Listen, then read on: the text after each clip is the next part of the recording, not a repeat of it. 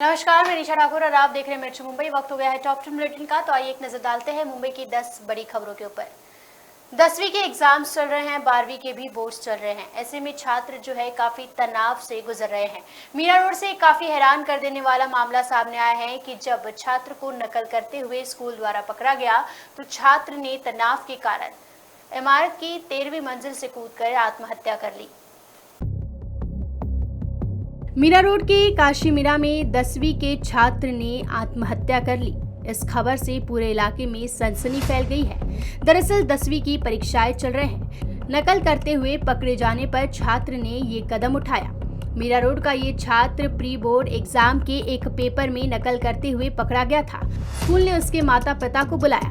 Police ने बताया कि वह इससे तनाव में आ गया। गुरुवार को जब उसके परिजन सो रहे थे तब सुबह 5 बजे उसने इमारत के 13वीं मंजिल से छलांग लगा दी। पुलिस ने मामला दर्ज कर लिया है।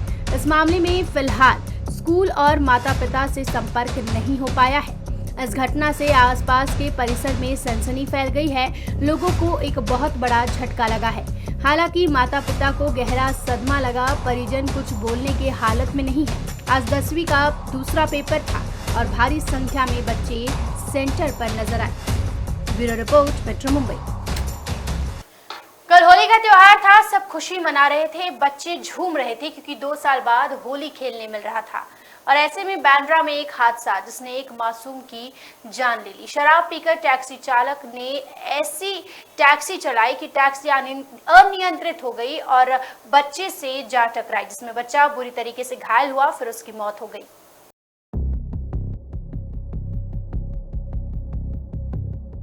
होली का माहौल था। 3 बच्चे होली खेल रहे थे, एक दूसरे को रंग लगा रहे थे, पिचकारी मार रहे थे कि अचानक एक तेज रफ्तार टैक्सी आती है और फिर दरअसल बांद्रा में एक तेज रफ्तार टैक्सी ने सड़क पर होली खेल रहे बच्चे को टक्कर मार दी। इस हादसे में 8 वर्षीय बच्चा गंभीर रूप से घायल हुआ। घायल बच्चे को अस्पताल में ले जाया गया जहां उसकी मौत हो गई। पुलिस अधिकारी ने बताया कि शुक्रवार को सुबह बांद्रा पूर्व के राम मंदिर इलाके में 3 बच्चे होली खेलने निकले थे। इस दौरान अनियंत्रित टैक्सी ने तीनों बच्चों को टक्कर मार दिया। हादसे में गंभीर रूप से घायल बच्चे गाफर चौधरी की मौत हो गई। स्थानीय लोगों ने आरोपी टैक्सी चालक को पकड़कर निर्मल नगर पुलिस के हवाले कर दिया। पुलिस ने शराब पीकर गाड़ी चलाने और गैर इरादतन हत्या का मामला दर्ज कर आरोपी को गिरफ्तार कर लिया है। अधिकारी ने बताया कि आरोपी नशे की हालत में टैक्सी चला रहा था और उसके पास कोई वैध लाइसेंस नहीं था। Bureau report, metro Mumbai. तो मुंबई का तापमान इस वक्त सभी के सर चढ़कर बोल रहा है क्योंकि तापमान लोगों के सर के ऊपर से जा रहा है। जी हाँ, सूरज दादा इस वक्त काफी गुस्से में नजर आ रहे हैं। मुंबई के आसपास के इलाकों का तापमान तो 43 डिग्री तक पहुंच चुका है।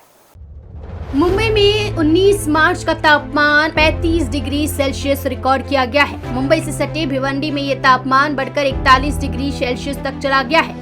विदर्भ क्षेत्र में हीट वेव और 2 दिनों तक कायम रहने वाला है। विदर्भ, मराठवाड़ा और मध्य महाराष्ट्र के ज्यादातर इलाकों में दिन का तापमान 40 डिग्री सेल्सियस से ऊपर रहने का अनुमान है।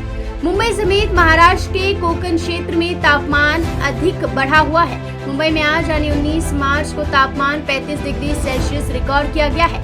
ये तापमान पिछले 3-4 दिनों के मुकाबले कम है, लेकिन फिर भी मार्च महीने के लिहाज से गर्मी बढ़ी हुई मानी जाएगी। मुंबई से सटे भिवंडी में ये तापमान बढ़कर 41 डिग्री सेल्सियस तक चला गया है। विदर्भ क्षेत्र में हीट वेव और 2 दिनों तक कायम रहने वाला है, ऐसा मौसम विभाग ने अनुमान जताया है। विदर्भ, मराठवाड़ा और मध्य महाराष्ट्र के ज्यादातर इलाकों में दिन का तापमान 40 डिग्री सेल्सियस के ऊपर रहने का अनुमान है। शुक्रवार को मुंबई में थोड़ी राहत थी। अधिकतम तापमान 36.9 डिग्री सेल्सियस रिकॉर्ड किया गया। ये 3 दिनों पहले बढ़कर 38 से 39 डिग्री सेल्सियस तक चला गया था। हालांकि कई इलाकों में 42 से 43 डिग्री का टेम्परेचर भी रिकॉर्ड किया गया है। Bureau report, metro Mumbai. Rajesh Tope ने कोरोना की चौथी लहर को लेकर बड़ी बात कह दी है। अब क्या कहा है राजेश टोपे ने, जानने के लिए ये रिपोर्ट देखिए। चीन, दक्षिण कोरिया समेत एशिया के एक बड़े हिस्से में कोरोना संक्रमण एक बार फिर तेजी से बढ़ रहा है। चीन में पिछले 2 सालों में जितने कोरोना केस सामने नहीं आए, उतने अब हर रोज सामने आने लगे हैं। इस खबर ने एक बार फिर कोरोना की दहशत को जिंदा कर दिया है। भारत ने भी बिना देर किए कोरोना संक्रमण के बुरे तजुर्बों को ध्यान में रखते हुए सावधानी और सतर्कता से जुड़े उपायों की तैयारी शुरू कर दी है। इस पर अब महाराष्ट्र के स्वास्थ्य मंत्री राजेश टोपे ने भी अपनी प्रतिक्रिया दी है। क्या महाराष्ट्र में भी कोरोना की चौथी लहर आने की आशंका है? इस सवाल के जवाब में उन्होंने कुछ अहम बातें कही है। राजेश टोपे ने कहा, चीन, दक्षिण कोरिया और यूरोप में कोरोना की चौथी लहर आई है। दक्षिण कोरिया में मरीजों को इलाज के लिए बेड्स नहीं मिल पा रहे हैं। सड़कों के डिवाइडर्स पर मरीजों को रखा गया है। ऐसे में भविष्य की आशंकाओं और गुजरे हुए समय के अनुभव को ध्यान में रखते हुए हमें सावधानी बरतनी चाहिए। केंद्र सरकार हालात पर नजर बनाए हुए है। राज्य सरकार केंद्र सरकार के मुताबिक ही अपने कदम उठाएगी। आगे राजेश टोपे ने कहा, यूरोप, दक्षिण कोरिया और चीन में कोरोना संक्रमितों की संख्या बढ़ने लगी है। ऐसे हालात में हमें ढिलाई बरतने का जोखिम नहीं मोल लेना चाहिए। केंद्रीय स्वास्थ्य सचिव राजेश भूषण ने चीन, दक्षिण कोरिया और यूरोप में आई कोरोना की इस नई लहर को ध्यान में रखते हुए राज्य को सतर्क रहने का आदेश दिया है। ऐसे में पंचसूत्री कार्यक्रम, टेस्टिंग, ट्रेसिंग, ट्रीटमेंट, वैक्सीनेशन और कोरोना प्रोटोकॉल का पालन सख्ती से करना होगा। Bureau report, metro Mumbai. आज महाराष्ट्र की राजनीति में अलग ही भूचाल आया जब AIMIM के सांसद इम्तियाज जलील ने MBA से गठबंधन की बात कह दी। उसके बाद संजय राउत का जो जवाब आया वो आपको वाकई हैरान कर देगी। औरंगजेब के सामने घुटने टेकने वाली, उनके कब्र के सामने घुटने टेकने वाले जो पार्टी है, उनके साथ हमारा कैसा अलायंस होगा? महाराष्ट्र में भारतीय जनता पार्टी को सत्ता में आने से रोकने के लिए AIMIM ने महाविकास अघाड़ी में शामिल होने की पेशकश की है। औरंगाबाद से सांसद इम्तियाज जलील ने स्वास्थ्य मंत्री और NCP नेता राजेश टोपे से मिलकर ये संदेश शरद पवार तक पहुंचाने की अपील की है। उन्होंने कहा कि AIMIM को शामिल कर लेने के बाद महाविकास अघाड़ी की सरकार जो अभी 3 चक्कों की गाड़ी की तरह चल रही है, उसमें एक चक्का और जुड़ जाएगा और संतुलन सही हो जाएगा। संजय जलील ने कहा कि इससे बीजेपी के विजय रथ को भी रोकना आसान हो जाएगा। इम्तियाज की इस पेशकश पर NCP चीफ शरद पवार के डिसीजन का सभी को इंतजार है। हालांकि शिवसेना सांसद संजय राउत ने आज मीडिया से बात करते हुए कहा कि महाराष्ट्र और शिवसेना के आदर्श छत्रपति शिवाजी महाराज है, संभाजी राजे महाराज है। ऐसी पार्टी का एक ऐसी पार्टी से गठबंधन कैसे हो सकता है जो औरंगजेब को अपना आदर्श मानती है, उसके सामने अपना सिर झुकाती है। उल्टा बीजेपी और AIMIM की सीक्रेट अलायंस है। AIMIM बीजेपी की बी टीम है। ये उत्तर प्रदेश और पश्चिम बंगाल के चुनाव में साफ हो चुका है। औरंगजेब के सामने सर झुकाने वाले के साथ हमारा कोई गठबंधन नहीं हो सकता। हमारा उनके साथ अलायंस यह कल्पना से परे है। Bureau report, metro Mumbai. तो कल संडे है, लोकल में मेगा ब्लॉक है, रेलवे यात्री, लोकल यात्री, ये खबर जरूर देखिए क्योंकि बहुत ज्यादा महत्वपूर्ण है। मुंबई लोकल में यात्रा करने वाले यात्रियों के लिए एक महत्वपूर्ण खबर है क्योंकि रेलवे विभाग द्वारा रविवार को हार्बर लाइन पर मेगा ब्लॉक लिया गया है। विभिन्न इंजीनियरिंग और रखरखाव कार्यों को करने के लिए मध्य रेलवे के मुंबई डिवीजन द्वारा रविवार को मेगा ब्लॉक लिया गया है। कल Chhatrapati Shivaji Maharaj terminus Chunabhatti Bandra down harbour मार्ग पर सुबह 11:40 से दोपहर 4:40 तक तथा चूनाभट्टी बांद्रा से Chhatrapati Shivaji Maharaj terminus up harbour मार्ग पर सुबह 11:10 से शाम 4:10 तक मेगा ब्लॉक रहेगा। मध्य रेलवे ने ट्वीट कर इस संबंध में जानकारी दी है। हालांकि कल छत्रपति शिवाजी महाराज टर्मिनस से कल्याण मेन लाइन के बीच मेगा ब्लॉक नहीं होगा। मेंटेनेंस वर्क के लिए मेगा ब्लॉक कल यानी 20 मार्च को लिया जाएगा क्योंकि मेगा ब्लॉक बुनियादी ढांचे के रखरखाव और सुरक्षा के लिए आवश्यक है। यात्रियों को होने वाली असुविधा के लिए रेल प्रशासन ने खेद प्रकट किया है। वहीं विभिन्न रखरखाव कार्यों के लिए रेलवे प्रशासन द्वारा प्रत्येक रविवार को मेगा ब्लॉक लिया जाता है। यात्रियों से आग्रह है कि वे कल के मेगा ब्लॉक की पृष्ठभूमि में यात्रा के लिए वैकल्पिक व्यवस्था करें। News desk, metro Mumbai. तो मुंबई पुलिस ने लोगों से एक बार फिर से सतर्क रहने को कहा है। सतर्क रहने को इसलिए कहा है कि लोग जो है अपना OTP शेयर ना करें। लेकिन मुंबई पुलिस का तरीका हर बार की तरह इस बार भी अनोखा रहा।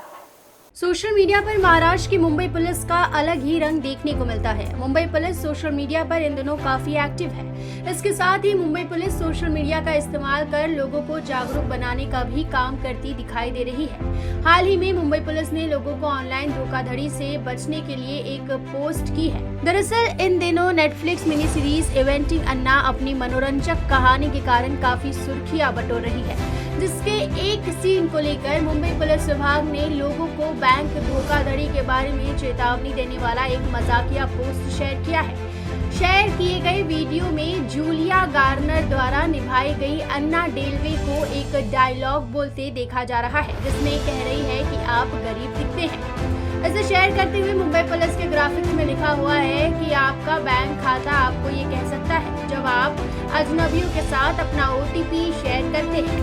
इसको शेयर करने के साथ ही मुंबई पुलिस ने कैप्शन में सवाल किया है कि जब आपको कोई कॉल और OTP मांगे तो क्या करना चाहिए। इसके जवाब में मुंबई पुलिस ने कहा कि ऐसे कॉल्स पर मेरे पास इसके लिए समय नहीं है, ऐसा कहना चाहिए। फिलहाल मुंबई पुलिस का ये रचनात्मक ट्वीट यूजर्स को काफी पसंद आ रहा है। सोशल मीडिया पर इसे 80,000 से ज्यादा व्यूज मिले हैं। वहीं नेटिजन्स तेजी से इसे लाइक करने के साथ ही कमेंट सेक्शन में जुटते नजर आ रहे हैं। Bureau report metro Mumbai.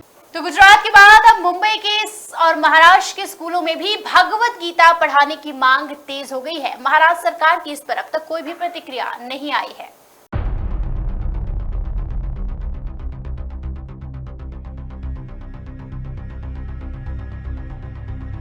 Gujarat सरकार ने 6वीं से 12वीं तक की स्कूली पाठ्यक्रम में भगवत गीता को शामिल किया।